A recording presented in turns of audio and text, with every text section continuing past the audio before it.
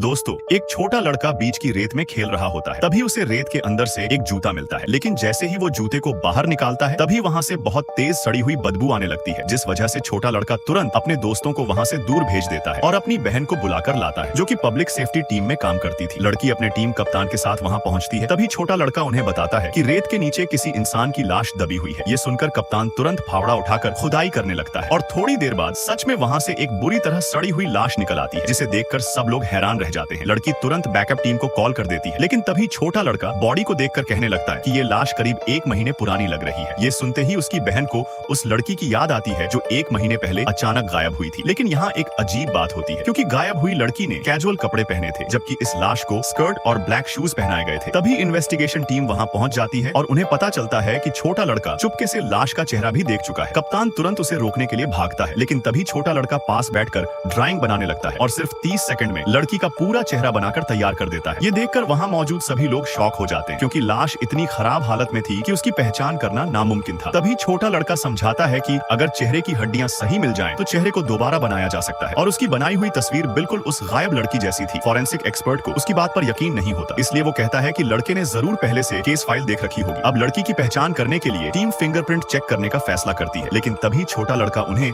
अपनी स्केचबुक का अगला पेज देखने के लिए कहता है। अगले पेज पर लड़की के फिंगरप्रिंट की ड्राइंग बनी हुई होती है। जब टीम असली फिंगरप्रिंट से उसे मैच करती है तो वो बिल्कुल सेम निकलता है, और इसी के साथ टीम कंफर्म कर देती है कि ये वही गायब लड़की थी। तभी छोटा लड़का एक और खतरनाक बात बताता है कि मरने के बाद लड़की के कपड़े बदले गए थे, मतलब किलर ने उसे मारने के बाद खुद तैयार किया था। थोड़ी देर बाद पोस्टमार्टम रिपोर्ट आती है, जिसमें पता चलता है कि लड़की की गर्दन पर सिर्फ एक ही वार किया गया था, और सबसे डरावनी बात ये होती है कि वहाँ से किलर का डीएनए भी मिल जाता है। रिपोर्ट पढ़ते ही छोटा लड़का कहने लगता है कि ये किलर पहली बार हत्या नहीं कर रहा और वो बहुत जल्द फिर से हमला करेगा। कप्तान उसकी बात सुनकर हैरान हो जाता है और उससे पूछता है कि उसे इतना यकीन कैसे है। तभी छोटा लड़का समझाता है कि एक ही वार में हत्या करना दिखाता है कि किलर बहुत एक्सपीरियंस्ड है। उसके पास बॉडी को तैयार करने का भी पूरा टाइम था, लेकिन फिर भी उसने लाश को भीड़ वाले बीच पर दफनाया और जानबूझकर अपना डीएनए भी छोड़ दिया। मतलब वो पब्लिक सेफ्टी टीम को चैलेंज कर रहा था, और ये सब एक सीरियल किलर के बिहेवियर से मैच करता था। इसके बाद छोटा लड़का तुरंत डीएनए को प्रोविंस लैब भेजने के लिए कहता है और पूरी टीम को हाई अलर्ट पर रहने को बोलता है। लेकिन अगले ही दिन जब डीएनए रिपोर्ट वापस आती है, तब छोटा लड़का एक बार फिर सही साबित हो जाता है, क्योंकि किलर का डीएनए एक पुराने सीरियल मर्डर केस के आरोपी से पूरी तरह मैच कर जाता है। Subscribe for part 2।